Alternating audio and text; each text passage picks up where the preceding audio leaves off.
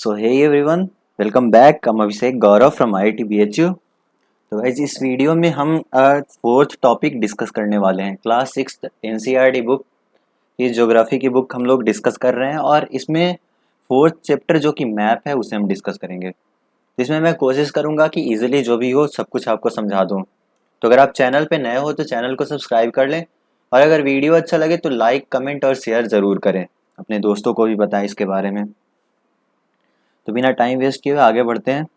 अब बेसिकली होता क्या है कि हमने पिछले कुछ चैप्टर्स में यानी सेकंड चैप्टर में हमने ग्लोब की बात करी। तो ग्लोब बेसिकली यूजफुल तभी होगा जब जब हम अर्थ एज ए होल को स्टडी करना चाहें, यानी पूरे अर्थ को स्टडी करना चाहें तब हम ग्लोब का हेल्प ले सकते हैं।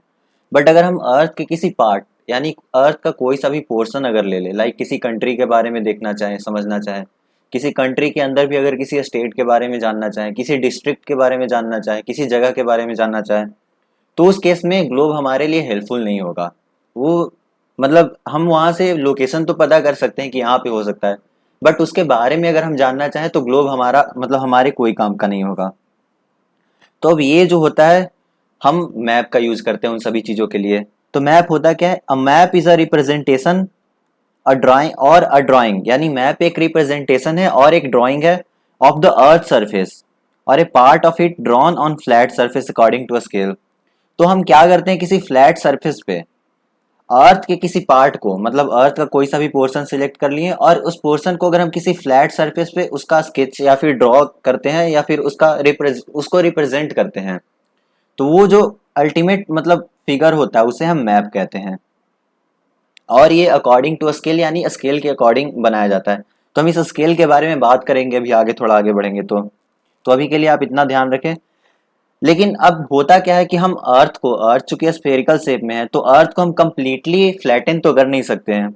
यानी कंप्लीटली जैसे ये अर्थ है तो अगर हम इसको कट भी करें तो ये कंप्लीट फ्लैट तो बन नहीं सकती है। तो इसलिए ये जो मैप होता है वो एक हद तक तो सही है बट एग्जैक्ट नहीं होता है, मतलब एग्जैक्टली सही नहीं होता है।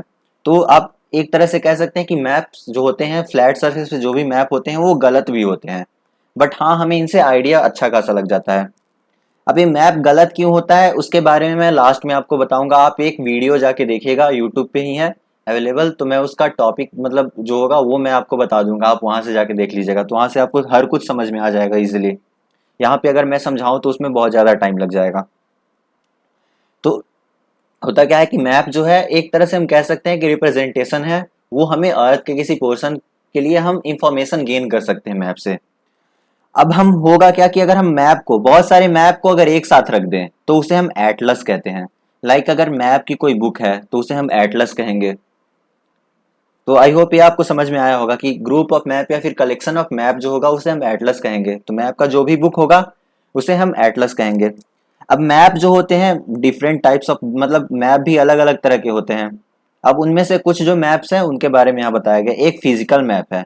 फिजिकल मैप में क्या होता है कि हम फिजिकल फीचर्स शो करते हैं किसी भी जगह का, लाइक नेचुरल फीचर्स हो गए जैसे mountains, plateau, plains, rivers, ocean.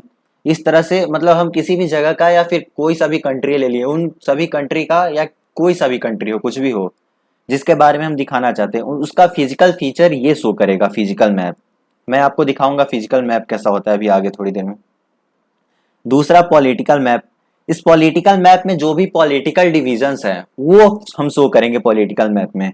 तो लाइक सिटीज हो गया, टाउन्स हो गया, विलेजेस हो गए और डिफरेंट कंट्रीज एंड स्टेट्स हो गया of the world with their boundaries are called political map. तो पॉलिटिकल मैप में हम पॉलिटिकल डिवीजन जो भी होगा उसे हम शो करेंगे। तो लाइक कंट्री का मैप हो गया, कंट्री के अंदर भी बात करें तो स्टेट का मैप हो गया, फिर अगर स्टेट के अंदर भी जाए तो डिस्ट्रिक्ट का जो भी मैप होगा। तो जो भी पॉलिटिकल डिवीजन है उसे हम शो करते हैं पॉलिटिकल मैप में। नेक्स्ट है थीमेटिक मैप। तो थीमेटिक मैप होता है कि इसमें हम कुछ सर्टेन इंफॉर्मेशन प्रोवाइड करते हैं।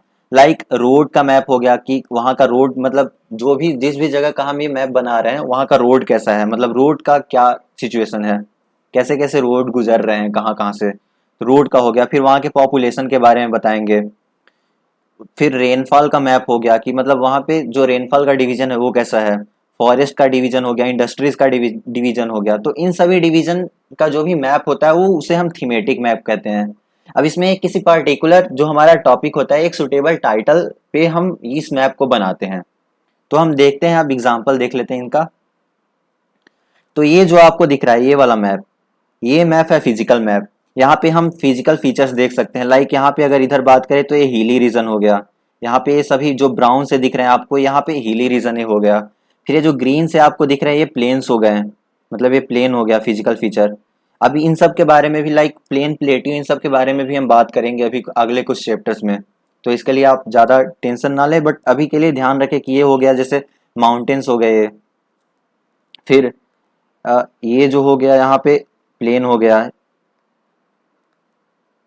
यहाँ पे हम देख रहे हैं ये सभी प्लेन्स हो गए, मतलब ग्रीन में जो आपको दिख रहा है, यहाँ पे जो भी आपको ग्रीन में दिख रहा है ये सब, ये प्लेन हो गए। फिर यहाँ पे जो आपको ये सब दिख रहा है इधर वाला, ये प्लेट्यू हो गया। तो इस तरह से फिजिकल फीचर्स हम यहाँ पे ये बताते हैं। लाइक इधर अगर देखें तो ये ओशियन हो गए, मतलब समुद्र हो गया इधर। और ये सब देखें तो यहाँ पे रिवर्स हो गए, ये सब जो रिवर्स आपको छोटे छोटे दिख रहे हैं यहाँ पे बहुत छोटा छोटा, तो ये सब रिवर्स हो गया। तो ये फिजिकल फीचर बताएगा बेसिकली, फिजिकल मैप जो होगा। दूसरा ये है अपना पॉलिटिकल मैप। अब इस पॉलिटिकल मैप में कैसे है, जैसे यहाँ पे हम देखें तो कंट्री का डिवीजन, कंट्री का बाउंड्री है, जैसे ये इंडिया का बाउंड्री है यहाँ पे। इसके बाद फिर ये पाकिस्तान का बाउंड्री हो गया। तो इस तरह से ये कंट्री को भी डिवाइड कर रहे हैं, साथ ही साथ हम यहाँ पे देखें तो स्टेट, मतलब सॉरी स्टेट भी यहाँ पे डिवाइड कर रहे हैं, मतलब स्टेट का बाउंड्री भी दिया हुआ है। लाइक ये छत्तीसगढ़ हो गया, इसकी बात करें तो ये बिहार हो गया, ये झारखंड हो गया, इधर मध्य प्रदेश हो गया, इधर हरियाणा हो गया, इधर राजस्थान हो गया। तो मतलब इन सभी पॉलिटिकल बाउंड्रीज भी इसमें दिखाए जाते हैं, पॉलिटिकल बाउंड्रीज दिखाए जाते हैं। तो ये पॉलिटिकल मैप हो जाएगा इसमें। अब जैसे अब किसी पार्टिकुलर स्टेट में हम जाते, लाइक महाराष्ट्र में ही जाते, तो महाराष्ट्र के अलग अलग डिस्ट्रिक्ट इसमें दिखाता। जैसे ये इंडिया का मैप है उसी तरह एक महाराष्ट्र का मैप होता, तो वो पॉलिटिकल मैप हो जाएगा जो पॉलिटिकल डिवीजन बताएगा। अब हम आते हैं थीमेटिक मैप में। ये दोनों थीमेटिक मैप हैं। पहला थीमेटिक मैप है, इसमें इसका जो टाइटल है वो पॉपुलेशन मैप है, यानी ये पॉपुलेशन बताएगा। तो हम अगर किस भी जगह पे जाके देखें, यहाँ पे लीजेंड दिए हुए हैं। लीजेंड मतलब कि कौन सा कलर क्या रिप्रेजेंट कर रहा है। लाइक ये जो ब्राउन है वो 150 टू 200 मिलियन पीपल्स का मतलब आबादी है यहाँ पे। तो ये जैसे ये उत्तर प्रदेश वाला रीजन हो गया, तो यहाँ पे हम देख रहे हैं पॉपुलेशन का डिस्ट्रीब्यूशन कैसा है। इधर हिमाचल प्रदेश में आया तो हिमाचल प्रदेश में सबसे कम 0 to 10 मिलियन वाला आबादी यहाँ पे आ गया। तो इस तरह से थीमेटिक मैप होता है जिसका टाइटल कुछ ना कुछ होगा, जैसे यहाँ पे पॉपुलेशन दिखा रहा है तो ये पार्टिकुलर इंफॉर्मेशन हमें बता रहा है कि इस जगह पे इतना पॉपुलेशन हो सकता है। दूसरा थीमेटिक मैप है, ये एनुअल रेनफॉल का है। तो इससे हमें पता लगेगा कि एनुअल रेनफॉल कहाँ पे कितना होता है। तो अगर हम इधर वाले रीजन की बात करें, मतलब आसाम, मेघालय और अरुणाचल प्रदेश वाला रीजन की बात करें, तो यहाँ पे रेनफॉल जो है वो सबसे ज्यादा 200 से 400 के बीच में रेंज कर रहा है, लाई कर रहा है।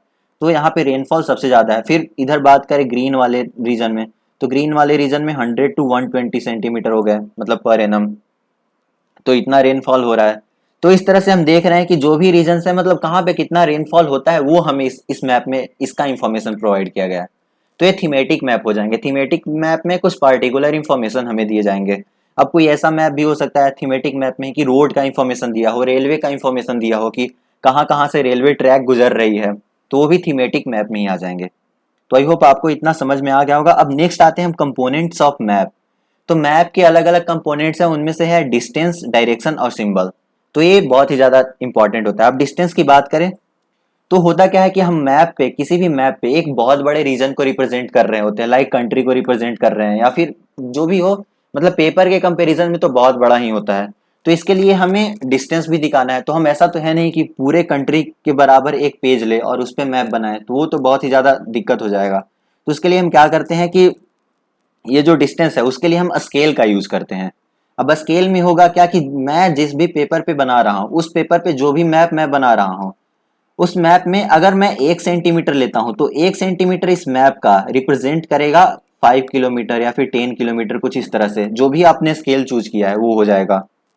तो यहाँ पे अगर देखें तो it can only be possible when a small distance on on paper represent a large distance on the ground, यानी पेपर के किसी छोटे डिस्टेंस की बात करें तो वो अर्थ पे किसी लार्ज डिस्टेंस को रिप्रेजेंट करे, तो उसके लिए हमने स्केल का यूज किया। अब स्केल जो होता है बेसिकली होता है ratio between the actual distance on the ground and the distance shown on the map.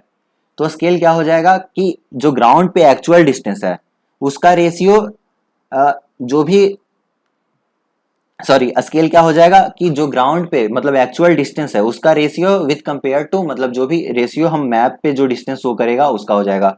Like यहाँ पे एक एग्जांपल दिया है, उसे हम एग्जांपल से समझते हैं कि अगर कोई बच्चा है जिसका स्कूल जो है वो उसके घर से 10 किलोमीटर दूर है, तो वो मैप बनाना चाहता है कि वो कहाँ से कहाँ तक जाएगा। मान लेते हैं कि यहाँ पे बच्चे का घर है और यहाँ पे उसका स्कूल है, तो कुछ इस तरह से उसका उसने मैप बनाया। बेसिकली मैं यहाँ पे मैप नहीं बना रहा हूँ, बट हम सोच लेते हैं, समझ लेते हैं कि यहाँ पे उसने एक मैप बनाया। तो अब इस मैप में यहाँ से यहाँ का बीच का डिस्टेंस उसने 2 सेंटीमीटर रखा, यानी इन दोनों के बीच का डिस्टेंस 2 सेंटीमीटर है। तो अब होगा क्या कि मैप का जो 2 सेंटीमीटर है वो अर्थ के लिए 10 किलोमीटर रिप्रेजेंट कर रहा है। क्यों? क्योंकि उसका घर जो है वो स्कूल से 10 किलोमीटर दूर है। तो मैप का जो 2 सेंटीमीटर है वो अर्थ पे 10 सेंटीमीटर, सॉरी 10 किलोमीटर को रिप्रेजेंट कर रहा है।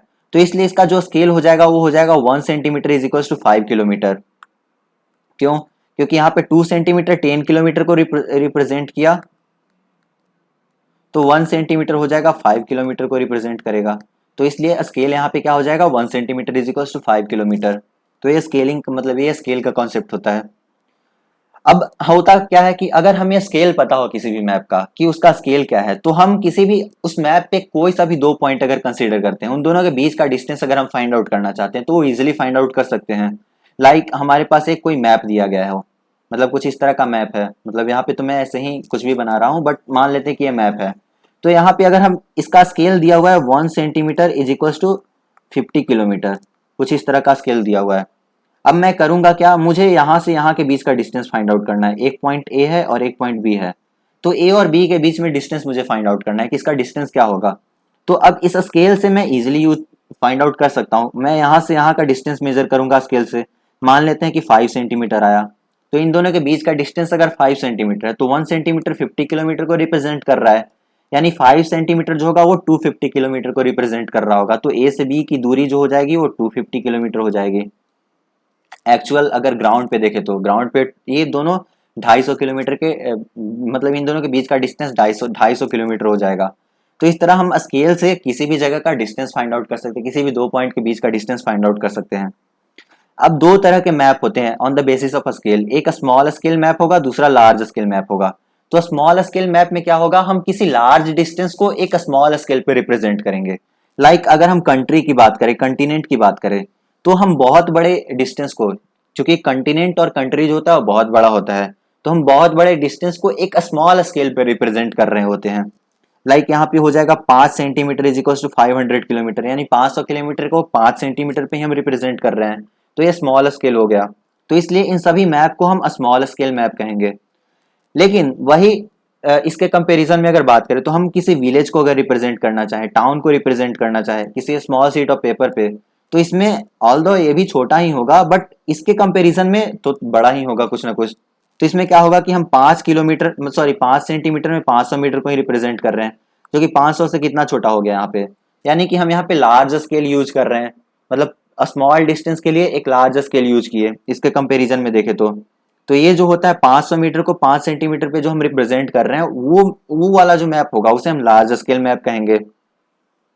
तो अब होता क्या है कि लार्ज स्केल मैप से हमें ज्यादा इंफॉर्मेशन प्राप्त होता है, क्योंकि लार्ज स्केल मैप में हम छोटे से डिस्टेंस पे बड़ा पोर्शन को रिप्रेजेंट कर रहे होते हैं। तो इसलिए लार्ज स्केल मैप जो होता है हमें ज्यादा इंफॉर्मेशन प्रोवाइड करता है as compare to small scale maps. तो आई होप इतना आपको समझ में आ गया होगा। अब सेकंड कंपोनेंट आते हैं। सेकंड कंपोनेंट है अपना डायरेक्शन। तो अब होता क्या है कि आपने देखा होगा मैप्स में, जो भी आपने कभी मैप देखा हो तो उसमें इन इन से एक मतलब अपर राइट हैंड कॉर्नर पे एक इन लिखा होता है और एक डायरेक्शन का सो मतलब एक ऐसा साइन दिया होता है जिसे हम कहते हैं नॉर्थ लाइन। तो इसके बारे में हम बात करते हैं होता क्या है। ये जो होता है वो नॉर्थ को रिप्रेजेंट करता है। अब हम यहाँ पे एक बार देख लेते हैं, जैसे यहाँ पे आप मैप में देख रहे होगे यहाँ पे नॉर्थ लिखा हुआ है या फिर आपको एन भी लिखा होता, तो एन भी लिखा रहे यानी यही रिप्रेजेंट कर रहा है। और ये जो एरो आपको दिख रहा है, ये छोटा सा जो एरो आपको दिख रहा है ये है नॉर्थ लाइन। तो ये नॉर्थ लाइन हो गया। अब बेसिकली 4 मेजर डायरेक्शन होते हैं। अब 4 मेजर डायरेक्शन कौन कौन से होते हैं, नॉर्थ, साउथ, ईस्ट और वेस्ट। यानी नॉर्थ हो गया, साउथ हो गया, ईस्ट हो गया और वेस्ट हो गया, ये 4 मेजर डायरेक्शन होते हैं। तो अब अगर हमें नॉर्थ पता चल जाए, नॉर्थ का आइडिया लग जाए कि नॉर्थ डायरेक्शन कहाँ पे है, तो उसके बाद हम हर एक डायरेक्शन को ही पता लगा सकते हैं। लाइक अगर बात करें तो नॉर्थ अगर ऊपर की तरफ है यहाँ पे हम देख रहे हैं नॉर्थ ईस्ट डायरेक्शन में है, तो नॉर्थ अगर ये डायरेक्शन है, सॉरी, अगर ये डायरेक्शन नॉर्थ है तो इधर वाला जो डायरेक्शन होगा वो ईस्ट हो जाएगा, और इसके ठीक अपोजिट जो होगा वो साउथ हो जाएगा, और इधर जो होगा वो अपना वेस्ट हो जाएगा। तो हम सभी डायरेक्शन का आइडिया लगा सकते हैं, नॉर्थ ईस्ट साउथ वेस्ट इस तरह से करके। लाइक अगर आप मान लो कहीं गए हो तो वहां पे आप डायरेक्शन का आइडिया कैसे लगाओगे? अगर आपको नॉर्थ पता है तो आप नॉर्थ की तरफ अपना फेस कर लो, यानी नॉर्थ की तरफ आप फेस कर रहे हो तो जो आपके पीछे होगा, मतलब आपके पीछे वाला जो डायरेक्शन, मतलब जिस भी तरफ आप अपना पीठ को फेस कर रहे होगे वो आपका साउथ हो जाएगा, और आपका जो राइट हैंड होगा वो आपको ईस्ट बताएगा, और लेफ्ट हैंड जो होगा वो वेस्ट बताएगा। तो कुछ इस तरह से हो जाएगा अगर आप नॉर्थ को फेस कर रहे हो तो। अब बाकी जैसे ये तो मैंने मेजर डायरेक्शन बताया, अब कुछ इंटरमीडिएट डायरेक्शन भी होते हैं। इंटरमीडिएट डायरेक्शन में हो जाएगा north east, south west and north west. तो ये इंटरमीडिएट डायरेक्शन कैसे पता लगाते हैं, तो उसको एक बार समझते हैं। जैसे लाइक ये जो हो गया अपना, इधर नॉर्थ हो गया, इधर ईस्ट हो गया, और इधर साउथ हो गया, और इधर वेस्ट हो गया। तो ये डायरेक्शन हो गए। अब हम क्या करेंगे, इंटरमीडिएट डायरेक्शन जो होगा वो हम नॉर्थ और साउथ से देखते हैं, नॉर्थ और साउथ से किधर है। तो अगर मान लेते हैं कि इधर वाला डायरेक्शन के बारे में हम पता लगाना चाहते हैं, तो ये नॉर्थ और ईस्ट दोनों मिलकर बना रहा है, तो यहाँ पे ये जो डायरेक्शन होगा नॉर्थ ईस्ट होगा, यानी नॉर्थ ईस्ट कुछ इस तरह से भी लिख सकते हैं या नॉर्थ ईस्ट भी लिख सकते हैं। अब इधर यहाँ पे अगर कोई लाइन होगा, मतलब इस डायरेक्शन के बारे में आइडिया लगाना चाहते हैं, तो ये डायरेक्शन नॉर्थ और वेस्ट से मिलकर बना है, मतलब नॉर्थ और वेस्ट के बीच में है, तो ये डायरेक्शन नॉर्थ वेस्ट हो जाएगा, NW। और अगर इस डायरेक्शन, मतलब ये वाला अगर डायरेक्शन पता लगाना चाहते हैं जो वेस्ट और साउथ के बीच में है, तो ये रेफरेंस लाइन हमारा नॉर्थ और साउथ वाला ही होगा। तो इधर से हम साउथ और वेस्ट के बीच में है, तो इसीलिए हम इसे SW लिखेंगे। यहाँ पे WS नहीं लिखा जाता है, ये आप ध्यान रखें, WS नहीं लिखा जाता है। वेस्ट और साउथ नहीं लिखेंगे, हम रेफरेंस इसको मान के चल रहे हैं, तो इसे SW लिखेंगे। फिर अगर ये जो डायरेक्शन है, इस डायरेक्शन के बारे में हमें पता लगाना है, तो ये साउथ और ईस्ट के बीच में है, तो इसे हम साउथ ईस्ट लिखेंगे। यहाँ पे भी ईस्ट साउथ नहीं लिखेंगे, रेफरेंस यही लाइन होगा। तो ये हमारा इंटरमीडिएट डायरेक्शन हो जाता है। तो आई होप आपको ये समझ में आया होगा। अब नेक्स्ट आगे बढ़ते हैं। अब मान लो कि आप कहीं गए हो, आपको, तो आप वहां पे डायरेक्शन का पता कैसे लगाओगे? तो डायरेक्शन का आइडिया लगाने के लिए हमारे पास कंपास होता है। ये कंपास जो होता है वो हमें डायरेक्शन बताता है किसी भी जगह का। तो ये मैग्नेटिक कंपास जो होता है वो हमेशा नॉर्थ और साउथ की तरफ फेस कर रहा होता है। लाइक यहाँ पे एक कंपास का इमेज आप देख रहे हो, ये नॉर्थ है और ये साउथ है, तो ये जो नीडल है वो हमेशा ही नॉर्थ और साउथ को फेस कर रहा होगा। तो अगर हमें नॉर्थ और साउथ पता लग गया तो उसके बाद तो हम सभी डायरेक्शन को का पता लगा ही सकते हैं। लाइक ये नॉर्थ हो गया, साउथ हो गया, तो इधर ईस्ट हो जाएगा, इधर वेस्ट हो जाएगा। तो इस तरह से हम डायरेक्शन का जो भी है वो डायरेक्शन का आइडिया लगा सकते हैं कंपास से। अब बेसिकली अगर मान लो कि आप कहीं ऐसे जगह पे चले जाते हो जहां ना आपके पास कंपास है ना कुछ है, तो वहां पे आप आइडिया कैसे लगाओगे? तो एक तो आप आइडिया लगा सकते हो कि सनराइज देखो, सनराइज किधर से हो रहा है। सुबह में अगर हो तो सनराइज हमेशा ईस्ट से ही होता है, यानी पूरब से ही होता है, तो जिधर से सनराइज होगा उधर ईस्ट होगा। तो एक तो इससे आप आइडिया लगा सकते हो। दूसरा आपको आइडिया लगाना है तो अगर आप जंगल में कहीं चले गए हो, वहां पे अगर आप फंस गए हो, तो दूसरा आप आइडिया लगा सकते हो पेड़ों को देख के। क्योंकि पेड़ जो होते हैं, मतलब जो भी पेड़ होता है उसका ग्रोथ जो होता है वो सनराइज, मतलब सन जिधर होता है, मतलब ईस्ट की तरफ ज्यादा होता है, क्योंकि सन ज्यादा पोर्शन ऑफ टाइम मतलब इधर ही पूरब के डायरेक्शन में ही बताता है, मतलब बिताता है। तो इसलिए जो ईस्ट वाला डायरेक्शन होगा, मतलब ट्री का इधर वाला पोर्शन जो होगा उसका ग्रोथ ज्यादा होगा। और साथ ही साथ इधर जो मतलब फल वगैरह जो आपको दिखेंगे वो पूरब की तरफ से ज्यादा पका होगा। मतलब इसके बारे में आप आइडिया थोड़ा सा लगा सकते हो कि आप देखोगे कि पेड़ पे जो फल जो है वो किस डायरेक्शन से ज्यादा पका हुआ है बिना छेड़छाड़ किए हुए, तो वहां से भी आप आइडिया लगा सकते हो। ये पूरब डायरेक्शन हो जाएगा। तो आपको अगर एक डायरेक्शन पता चल रहा है तो आप किसी भी डायरेक्शन का आइडिया लगा सकते हो। सिमिलरली आप कहीं ऐसे जगह पे जाते हो तो वहां पे आप मकबरे को देख के भी, यानी कुछ मकबरा होता है तो उसको भी देख के आप आइडिया लगा सकते हो, क्योंकि मकबरा का जो होता है वो हमेशा हेड होगा, वो नॉर्थ की तरफ होगा, और जो पैर उसका होता है वो हमेशा साउथ की तरफ होता है। तो जो भी मतलब कुछ मकबरा अगर है तो उसमें इस तरह से होता है, उसका हेड नॉर्थ की तरफ से होगा और पैर साउथ की तरफ से होगा, और इधर उधर मान लेते हैं, फिर उसके बाद तो इधर ईस्ट हो जाएगा और इधर वेस्ट हो जाएगा। तो इस तरह से आप आइडिया लगा सकते हो कहीं भी जगह पे जाते हो, कहीं अगर आप गुम हो जाते हो। मान लो कि आप रात में कैसे आइडिया लगाओगे, तो रात में एक पोल स्टार होता है जो कि मतलब अगर आप आसमान में देखोगे तो एक स्टार होगा जो बाकी स्टार के मुकाबले ज्यादा चमक रहा होगा, तो वो स्टार जो होता है वो पोल स्टार होता है, और उसे ध्रुव तारा भी हिंदी में कहा जाता है। तो उधर आप देख के नॉर्थ डायरेक्शन का आइडिया लगा सकते हो। तो ये कुछ तरीका है जिससे मतलब आप कहीं ऐसे जगह पे फंस जाते हो तो आप इससे आइडिया लगा सकते हो। बट ठीक है, अब नेक्स्ट जो हमारा है थर्ड कंपोनेंट है वो सिंबल है। तो अब सिंबल जो होता है वो बहुत ही ज्यादा हेल्पफुल होता है, क्योंकि हम बड़े बड़े चीजों को लाइक बिल्डिंग्स हो गए, रोड्स हो गया, ब्रिजेस हो गया, ट्रीज हो गया, रेलवे लाइन हो गया, इन सभी चीज को हम किसी पेपर पे रिप्रेजेंट तो कर नहीं सकते हैं, और बनाना संभव भी नहीं है। मतलब अगर आप डायग्राम बनाने लगो, उनका फिगर बनाने लगो, तो इसमें ही बहुत ज्यादा टाइम लग जाएगा, और आप लिख नहीं सकते हो। मतलब अगर लिख दोगे तो मान लो कि कोई दूसरा फॉरेन कंट्री का कोई वहां पे आता है, तो उसे समझने में दिक्कत हो जाएगी कि आप क्या लिखे हो। तो इसलिए हम सिंबल का यूज करते हैं।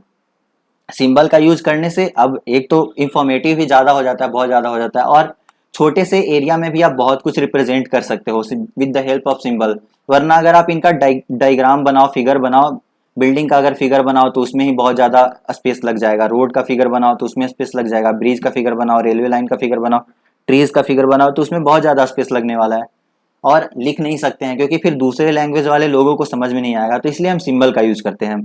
तो सिंबल का यूज करने से होगा क्या कि जो लैंग्वेज नहीं जानता है, मतलब आप किसी एरिया में गए और आप उस एरिया का लैंग्वेज नहीं भी जानते हो, फिर भी आप उस मैप से मतलब इंफॉर्मेशन प्राप्त कर सकते हो। क्योंकि आपको लैंग्वेज आता नहीं है तो आप किसी से डायरेक्शन भी पूछ नहीं सकते हो, लेकिन वो मैप जो होगा वो आपके लिए इंफॉर्मेटिव होगा with the help of symbol. अब होता क्या है कि मैप्स में एक यूनिवर्सल लैंग्वेज होता है जो कि सबके द्वारा समझा जा सकता है, और ये होता है इंटरनेशनल एग्रीमेंट के द्वारा इसे मतलब ये किया गया था कि मतलब सभी लोग जो होंगे वो इसी सिंबल का यूज करेंगे। ऐसा नहीं कि हम अगर इंडिया में हैं तो हम पेड़ के लिए कुछ ऐसा सिंबल यूज कर लेंगे, फिर अगर मान लो कोई पाकिस्तान में है तो बोलेगा नहीं मैं पेड़ के लिए कुछ और भी सिंबल यूज करूंगा, कुछ इस तरह का सिंबल यूज करूंगा या कुछ भी। तो ऐसे में दिक्कत हो जाएगा क्योंकि वहां पे फिर आपको वहां का आइडिया नहीं होगा।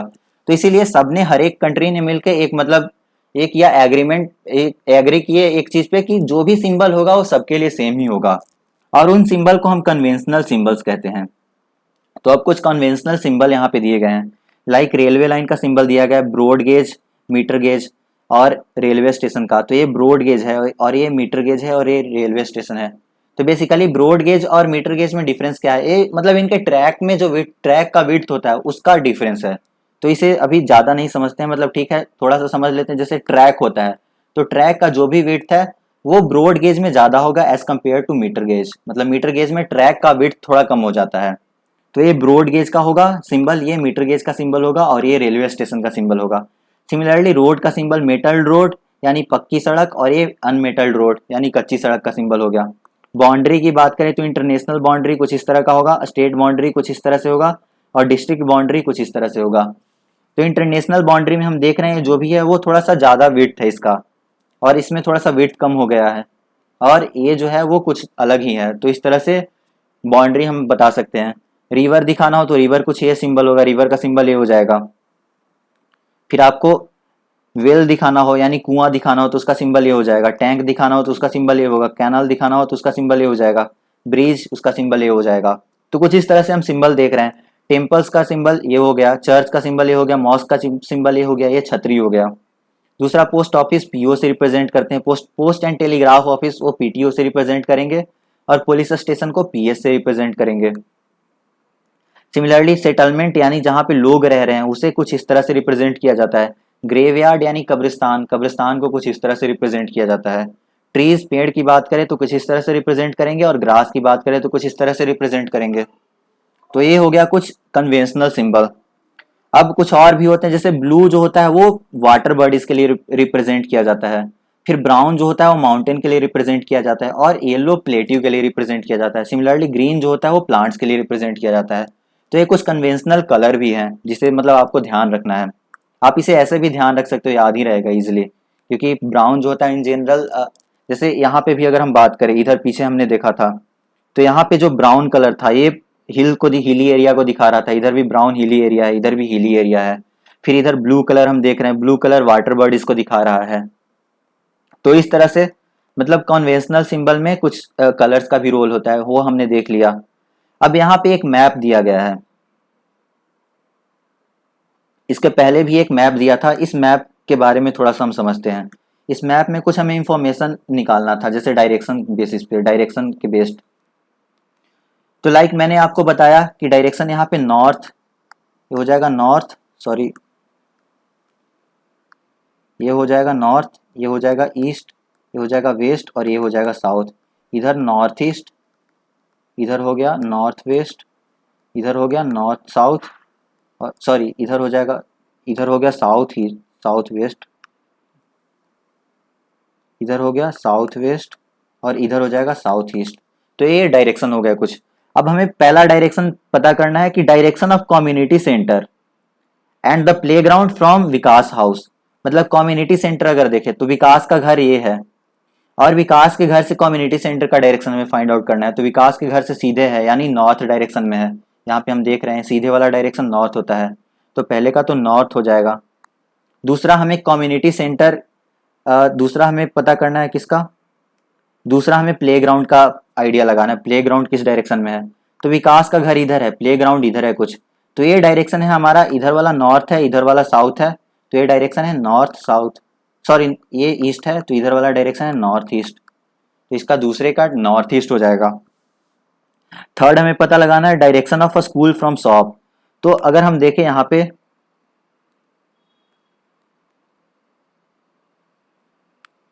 पे शॉप है और शॉप से हमें पता लगाना है स्कूल का डायरेक्शन, तो ये ईस्ट के डायरेक्शन में है। तो इस तरह से हम डायरेक्शन पता लगा सकते हैं किसी भी जगह का। अब यहाँ पे कुछ मैप दिया हुआ है, इस मैप को भी देख लेते हैं एक बार। जैसे लाइक यहाँ पे ये जो है ये सेटलमेंट का होता है, तो यहाँ पे घर वगैरह मौजूद होगा। ये जो रोड है वो अनमेटल्ड रोड है यानी कच्ची सड़क है। अब यहाँ पे अगर ये देखें तो ये जो रेलवे लाइन है ये ब्रॉड गेज वाला रेलवे लाइन है और ये जो है वो मीटर गेज है। अभी हमने देखा सिंबल। फिर यहाँ पे रेलवे स्टेशन है, RS से रिप्रेजेंट किया गया है। मतलब इन सभी सिंबल्स को आप यहाँ से देख सकते हो।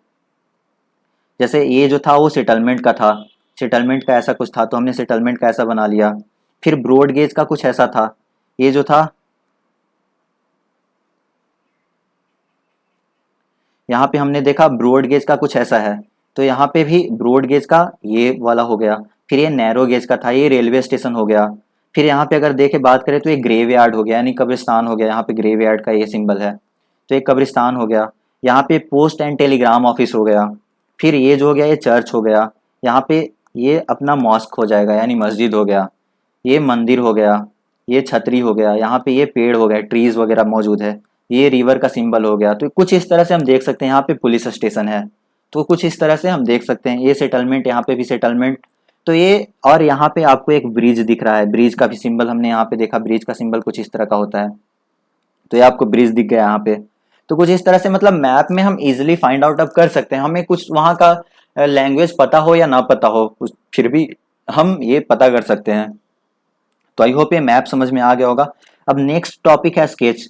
तो स्केच बेसिकली होता है कि एक रफ स्केच आप कह सकते हो, लाइक अपने ऑब्जर्वेशन या फिर मेमोरी बेस्ड अगर आप कोई मैप बनाते हो तो वो स्केच होगा।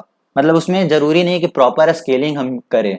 लाइक अगर आप यहाँ पे एग्जांपल दिया गया है कि आपका घर यहाँ पे है और आपके फ्रेंड का घर यहाँ पे है, तो अगर आप बताना चाहते हो कि वो घर कैसे जाए, किसी पर्टिकुलर 2 पॉइंट के बारे में अगर आप बताना चाहते हो, तो आप ऐसे बता सकते हो यहाँ से सीधे जाना है, फिर यहाँ से लेफ्ट टर्न लेना है, फिर यहाँ से राइट मुड़ना है, फिर लेफ्ट लेना है और फिर उसके बाद उसका घर आ जाएगा।